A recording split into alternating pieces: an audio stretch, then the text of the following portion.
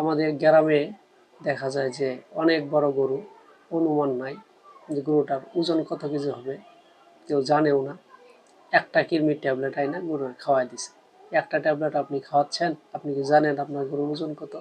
নূর agro media YouTube চ্যানেলের পক্ষ থেকে সকল দর্শক শ্রোতা ভাই এবং বোনদের আন্তরিক শুভেচ্ছা এবং অভিনন্দন জানাচ্ছি। যে যেখান থেকে দেখছেন সবাইকে আসসালামু আলাইকুম। আপনারা জানেন এখন হেমন্তকাল।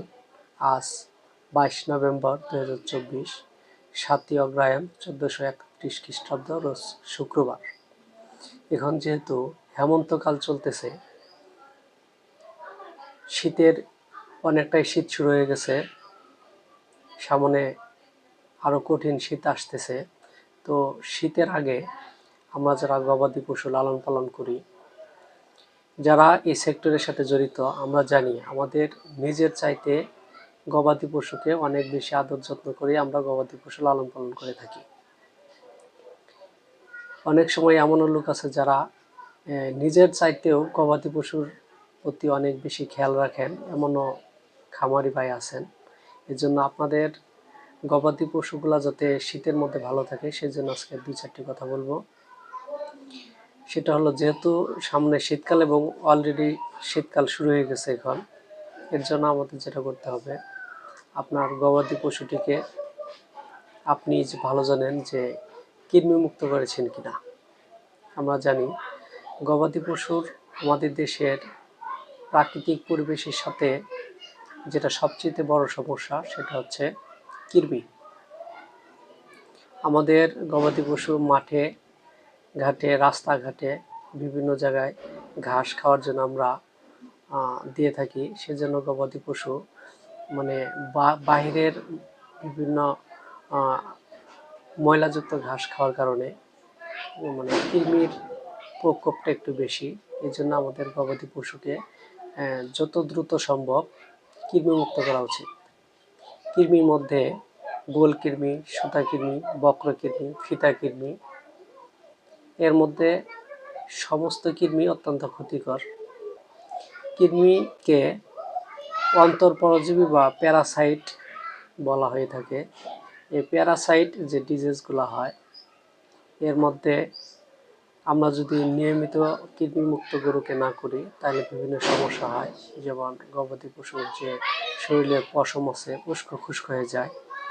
গবাদি পশুকে আপনি যতই খাবার দেন, রক্ত শূন্যতা দেখা দেয়, এটাকে ব্যাবিসিয়াসিস রোগ বলা হয়। এছাড়াও গবাদি পশু যখন আপনার ঠিকমতো কৃমির ওষুধ খাওয়াবেন না, তখন আরও অন্যান্য বিভিন্ন সমস্যা দেখা দেয়। নাকের মধ্যে একটা রোগ হয় নাসারন্দেও। আপনি যদি একটা গবাদি পশুকে ঠিকমতো কৃমিমুক্ত করতে না পারেন, দেখা গেছে যে আপনার রক্তনালীতে কৃমি অনেক সময় বসবাস করে। রক্তনালীতে কৃমি বসবাস করতে করতে একটা সময় গবাদি পশুর নাকের মধ্যে, যে নাক আছে, নাকের মধ্যে কৃমি চলে আসে। তখন গবাদি পশুর নাক গড়গড় করে শব্দ করে, নাক দিয়ে রক্ত পড়ে, নাকের ছিদ্রপথ বন্ধ হয়ে যায়, নাকের সরিষার দানার মতো গুটি বের হয়, বা দেখতে অনেক সময় মুশকুরি ডালের ন্যায় হয়ে থাকে। এই কৃমিগুলা ক্ষুদ্র রক্তনালীতে হয়ে থাকে। এর ফলে দেহের গরুর শরীরে রক্ত শূন্যতা দেখা দেয় এবং বিভিন্ন পশু ডিহাইড্রেশনে ভুগে। এর জন্য আমাদের গবাদি পশুর যাতে কোনোভাবেই কৃমির আক্রমণ করতে না পারে, সেজন্য আমাদের খেয়াল রাখা উচিত। একটা গবাদি পশুর শরীরে যদি কৃমি আক্রমণ করে, তাহলে আমরা কি দেখে বুঝবো? প্রথমত প্রাথমিক লক্ষণগুলো হতে পারে মিউকাসযুক্ত রক্ত আমাশয়, ডায়রিয়া হতে পারে, মল অতিরিক্ত দুর্গন্ধ হতে পারে, রক্ত শূন্যতা দেখা দিতে পারে, ডিহাইড্রেশন হবে, এবং শরীরের যে লোম আছে সেগুলো সবসময় উস্কো খুস্কো হবে। তাহলে গবাদি পশুর দেখা গেছে এই কৃমির কারণে অনেকগুলা সমস্যার সৃষ্টি হয়। এই কারণে আমরা যেটা করতে পারি, গবাদি পশুকে 4 মাস পর পর কৃমিমুক্ত করতে হবে। প্রজনন করার 45 দিনের মধ্যে খাওয়ানো যাবে না। যদিও কৃমির ওষুধ যেগুলো বিভিন্ন ফর্মে আছে, সেগুলো যে কোনো সময় খাওয়ানো যায়, কোনো সমস্যা হওয়ার কথা না। তবুও সচেতনতার জন্য আমাদের গবাদি পশুর প্রজনন করার 45 দিনের মধ্যে কৃমির ওষুধ না খাওয়ানোই ভালো। ছাগল 3 মাস, গরু 7 থেকে 8 মাস গর্ভ অবস্থায় ওষুধ না খাওয়ানোই ভালো। দুগ্ধভুক্তি গাভীকে কৃমিনাশক খাওয়ানো যাবে না। অনেক সময় যে গাভীগুলা দুধ দেয় সে অবস্থায় কৃমিনাশক ওষুধ দিলে দুধ কমে যাওয়ার সম্ভাবনা আছে। প্রচণ্ড গরমে কোনো অবস্থাতেই কৃমির ওষুধ খাওয়ানো যাবে না। খাওয়ানোর পর 2 থেকে 4 ঘন্টা খাবার হতে বিরত রাখতে হবে, এতে কৃমির ওষুধ ভালো কাজ করে। আমরা তাহলে গরুরকে যে কৃমির ওষুধ খাওয়াবো, কৃমির ওষুধ খাওয়ানোর আর কতগুলো নিয়ম আছে। সেই নিয়মটা হলো, যখন শীত মানে সকালে অথবা রাতে যখন আবহাওয়া ঠান্ডা হয়, সেই আবহাওয়া ঠান্ডার মধ্যে আপনার গবাদি পশুকে যতটুকু সম্ভব মানে খালি পেটে কৃমির ওষুধ খাওয়াতে পারলে সবচেয়ে ভালো। সকালে খালি পেটে যখন ঠান্ডা আবহাওয়া থাকে তখন খালি পেটে গরুর ওষুধ খাওয়ানোর পরে 2 থেকে 4 ঘন্টা খাবার হতে বিরত রাখবেন।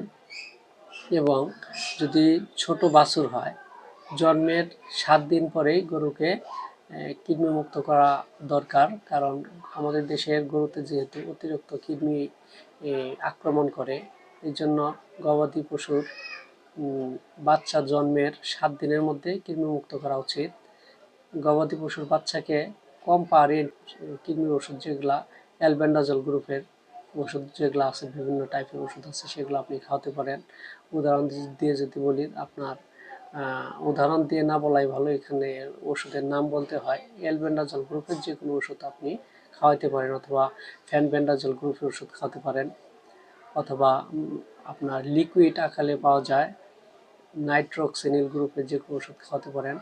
আর বড় প্রাণীকে যদি আপনারা ট্রাইক্লোবেন্ডাজল গ্রুপের কৃমির ওষুধ খাওয়ান, ট্রাইক্লোবেন্ডাজল গ্রুপের কৃমির ওষুধ যদি খাওয়ান, এই ট্রাইক্লোবেন্ডাজল গ্রুপের ওষুধ আপনার সাধারণ যে কৃমিগুলো আছে সেইগুলো কৃমির বিরুদ্ধে কাজ করে, কিন্তু আপনার কলিজা কৃমি যেটা পাবে এই ট্রাইক্লোবেন্ডাজল ওষুধটা কাজ করবে না। এই জন্য আপনাকে যেটা করতে হবে, আপনার সাধারণ ট্রাইক্লোবেন্ডাজল গ্রুপের যদি কৃমির ওষুধ খাওয়ান, তাহলে 15 দিনের মধ্যে 15 দিনের পর আর কি 15 দিন পর দ্বিতীয় ডোজ হিসাবে লিভামোসেল গ্রুপের কলিজা কৃমির ওষুধ আপনাকে খাওয়াতে হবে।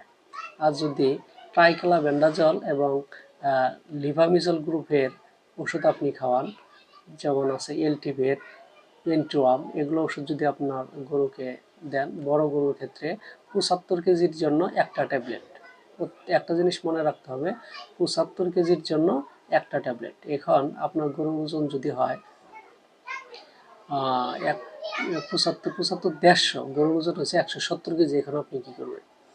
170 কেজি বডি ওয়েটের জন্য 75 কেজির জন্য আপনার একটা কৃমির ওষুধ, তাহলে 150 কেজির জন্য হলো দুটা, এবং 20 কেজি যে বেশি হলো, 20 কেজির জন্য আপনার অতিরিক্ত একটা কৃমির ওষুধ দিতে হবে। তার মানে হলো 170 কেজি ওজনের কোনো গবাদি পশুকে যদি আপনি কৃমিমুক্ত করতে চান সঠিকভাবে, তাহলে সে গরুকে অবশ্যই 3টা কৃমির ওষুধ আপনাকে দিতে হবে। একটা জিনিস মনে রাখবেন, কৃমির ওষুধ সর্বদাই যদি একটু পরিমাণে বেশি হয় সমস্যা নাই, কিন্তু যদি পরিমাণে একটু কম হয় তাহলে কাজ করবে না। আমাদের গ্রামে দেখা যায় যে অনেক বড় গরু, অনুমান নাই যে গরুটার ওজন কত কেজি হবে, কেউ জানেও না, একটা কৃমির ট্যাবলেট আইনা গরুর খাওয়াই দিছে। একটা ট্যাবলেট আপনি খাওয়াচ্ছেন, আপনি কি জানেন আপনার গরুর ওজন কত? এই কারণে আপনার গরু দিন দিন শুকায় যাচ্ছে, আপনি খাওয়াচ্ছেন, রেজাল্ট আসতেছে না। এই কারণেই আপনাদেরকে আমি আবারও বলবো, আপনার গরুর কৃমিমুক্ত করার আগে অবশ্যই গরুর ওজন কত হবে সেটা আনুমানিক, এখন তো ফিতা দিয়ে গরুর ওজন পরিমাপ করা যায়, আমার ইউটিউব চ্যানেলে একটা ভিডিও দেওয়া আছে যে ফিতা দিয়ে আপনি গরুর ওজন কীভাবে পরিমাপ করবেন। আনুমানিক একটা পরিমাণ বের করে সেই পরিমাণের উপরে আপনারা কৃমির ওষুধ খাওয়াবেন। তবে মনে রাখবেন, অবশ্যই 75 কেজি ওজনের জন্য একটা কৃমির ওষুধ খাওয়াবেন। সেই সাথে কৃমির ওষুধ খাওয়ানোর পরে আপনার যেহেতু ঠান্ডা আসতেছে, এখন আপনার জিঙ্ক এবং খৈল জাতীয় দানাদার খাদ্য খাওয়াতে পারেন, তাহলে আপনার গবাদি পশু অবশ্যই ভালো থাকবে। আজকের মতো এখানে শেষ করছি। সবাই ভালো থাকবেন, আমার জন্য সবাই দোয়া করবেন, আপনারা সবাই যাতে সুস্থ থাকেন সেই দোয়াই করি। সবাই ভালো থাকবেন। সর্বশেষে নূর অ্যাগ্রো মিডিয়া ইউটিউব চ্যানেলকে যদি আপনাদের ভালো লাগে অবশ্যই সাবস্ক্রাইব করবেন এবং আমাদের আরও নতুন নতুন এরকম গবাদি পশু এবং কৃষি বিষয়ক যাতে ভিডিও তৈরি করি আমাকে অবশ্যই উৎসাহিত করবেন। আপনাদের সবাইকে আন্তরিক শুভেচ্ছা এবং অভিনন্দন জানিয়ে এখানে শেষ করছি। আসসালামু আলাইকুম। এই কারণে আপনার গরু দিন দিন শুকিয়ে যাচ্ছে, আপনি খাওয়াচ্ছেন রেজাল্ট আসতেছে না। এই কারণে আপনাদেরকে আমি আবারও বলবো, আপনার গরুর কৃমিমুক্ত করার আগে অবশ্যই গরুর ওজন কত হবে সেটা আনুমানিক, এখন তো ফিতা দিয়ে গরুর ওজন পরিমাপ করা যায়। আমার ইউটিউব চ্যানেলে একটা ভিডিও দেওয়া আছে যে ফিতা দিয়ে আপনি গরুর ওজন কীভাবে পরিমাপ করবেন।